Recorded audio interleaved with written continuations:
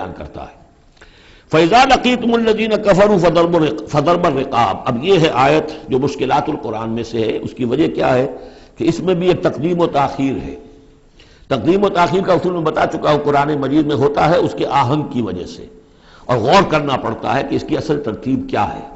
اور اس سے پھر بات واضح ہوتی ہے۔ تو یہ قانون دیا جا رہا ہے، اسی کا حوالہ تھا سورہ انفال میں کہ اگر یہ پہلے سے بات نہ آ گئی ہوتی تو اے مسلمانوں، تم نے جو یہ قیدیوں کو ذرا فدیہ لے کر چھوڑنے کا فیصلہ کیا ہے، اس پر تم پر بڑی سخت گرفت ہوتی ہے اللہ کی، لیکن چونکہ یہ آیت آ چکی تھی اب وہ اس کی وضاحت میں کر دوں گا آپ کو۔ فَإِذَا لَقِيتُمُ الَّذِينَ كَفَرُوا، تو اے مسلمانوں جب اب تمہاری مٹ بھیڑ ہو کافروں سے، اب جو ہے عام کانفلکٹ شروع ہونا ہے، اب تلوار سے ٹکرائے گی، میدان میں تمہیں آنا پڑے گا، تو اس کا قاعدہ کیا ہے؟ فَضَرْبَ الرِّقَابِ، تو ان کی گردنوں کو مارنا ہے، پہلا کام یہ ہے، ان کی گردنیں مارو، انہیں قتل کرو۔ حَتَّى إِذَا أَثْخَنْتُمُوهُمْ، یہاں تک کہ جب تم ان کو اچھی طریقے سے کچل دو، ان کی طاقت ختم ہو جائے، فَشُدُّ الْوَثَاقِ، پھر تم ان کو قیدی بنا سکتے ہو، پھر باندھو ان کو مضبوطی کے ساتھ۔ فَإِمَّا مَنًّا بَعْدُ وَإِمَّا فِدَاءً حَتَّى تَضَعَ الْحَرْبُ أَوْزَارَهَا، اور پھر چاہے تو انہیں اس کے بعد جو ہے تم چھوڑ سکتے ہو احسان رکھ کر بغیر فدیہ لیے، اور وَإِمَّا فِدَاءً، یا فدیہ لے کر، حَتَّى تَضَعَ الْحَرْبُ أَوْزَارَهَا، یہاں تک کہ جنگ جو ہے وہ اپنے ہتھیار رکھ دے، ڈال دے۔ اس میں ہے اصل میں تقدیم و تاخیر، یہ پہلے ہے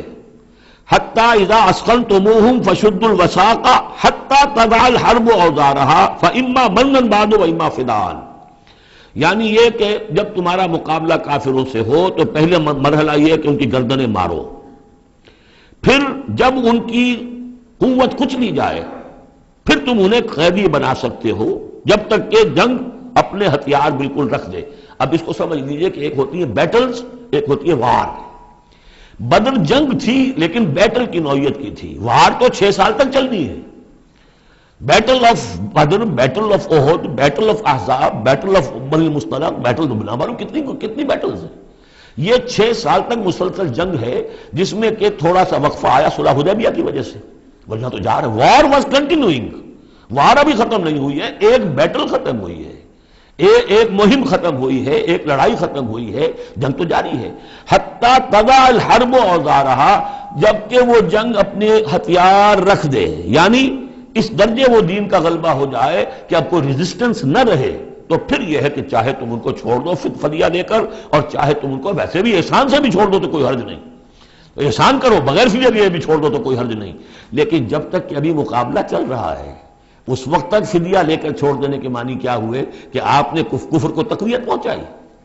جو آج جنگ کر کے یہاں کرنے کے لیے آئے تھے ان میں سے 70 مارے گئے، اچھا وہ تو کفر کا ایک بازو تو ٹوٹ گیا، لیکن یہ 70 جو تمہاری قید میں آئے تھے اس کو تم نے فدیہ لے کر چھوڑ دیا تو یہ بازو دوبارہ جا کر تم پر حملے کے لیے تیار ہو جائے گا کہ نہیں؟ لیکن چونکہ یہاں پہ اب اس کا معاملہ ججمنٹ کا، واقعتاً دشمن کی کمر کچلی گئی ہے یا نہیں، یہ ہے ججمنٹ کا معاملہ۔ تو حضور نے اگر یہ سمجھا کہ کمر کچلی گئی ہے تو اس کے اوپر پکڑ نہیں ہو سکتی۔ اجتہاد جو ہے، اجتہاد کا اصول یہ ہے کہ اجتہاد میں مخطی بھی ہو تو اسے اجر ملتا ہے، اور مصیب ہو تو دوہرا اجر ہے۔ چونکہ حضور کے اجتہاد پر یہ تھا تو آپ کو اگر چھوڑ دیا گیا تو اما منن بعد و اما فدان، جب یہ آلٹرنیٹو اس کے اندر موجود ہے اس آیت کے اندر کہ اس کے بعد پھر چاہو تو تم بغیر کوئی فدیہ لیے ہوئے احسان دھر کر چھوڑ دو، اور چاہے فدیہ لے کر چھوڑ دو، تو حضور نے اس کو استعمال کیا ہے۔ اگرچہ اللہ تعالیٰ کے نزدیک ابھی وہ کچھ بھی نہیں گئی تھی کفر کی طاقت، لہذا یہ قبل از وقت ہے جو اجتہاد ہو گیا ہے۔ اسی لیے کہا کہ اگر یہ آیت نازل نہ ہو چکی ہوتی پہلے تو جو کچھ تم نے کیا ہے اللہ تعالیٰ اس پر تمہاری پکڑ سخت کرتا۔ میرا خیال ہے میں وہ آیت بھی آپ کو سنائی دوں، اس لیے کہ یہ بہت مشکل مقامات میں سے ہے، بڑی مشکل سے لوگوں کی سمجھ میں آتی ہے۔ یہ دیکھیے،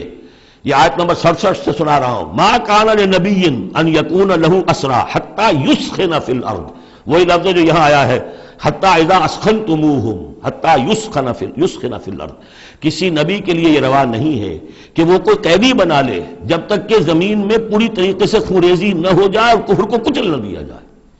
تریدون عرض الدنیا، تم دنیا کا ساز و سامان چاہتے ہو کہ یہ فدیہ دیں گے رقم آئے گی،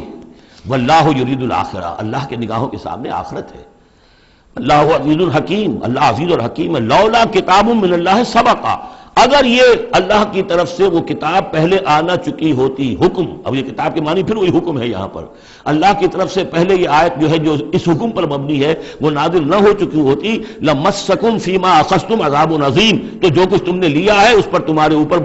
بڑی سخت گرفت ہوتی ہے اللہ کی طرف سے، لیکن چونکہ وہ تھی فَكُلُوا مِمَّا غَنِمْتُمْ حَلَالًا طَيِّبًا، تو جو بھی اب تمہیں غنیمت ملی ہے اسے کھاؤ حلال، اور اس کو حلال اور طیب سمجھتے۔ یہ ہے اس آیت کا مطلب، جب تمہارا مقابلہ ہو دشمنوں سے تو گردنیں مارنا ہے پہلا کام، پھر جب پوری طرح کچل لو، طاقت کچھ نہیں گئی کفر کی، تو پھر قیدی بھی بناؤ، فَشُدُّ الْوَثَاقَ حَتَّى تَضَعَ الْحَرْبُ أَوْزَارَهَا، جب جنگ بالکل ختم ہو جائے اور گویا کہ وہ ہتھیار ڈال دیے جنگ نے، ڈنگ ڈال دیے، اب کوئی طاقت نہیں رہی کفر میں، پھر تم چاہو تو ان کو فدیہ لے کر چھوڑ دو، چاہو تو بغیر فدیہ کے بھی چھوڑ دو، کوئی بات نہیں، اب کوئی خطرہ نہیں، اس لیے کہ انقلاب آ چکا اور مستحکم ہو چکا، اب ان کا کیا کچھ نہیں ہوگا۔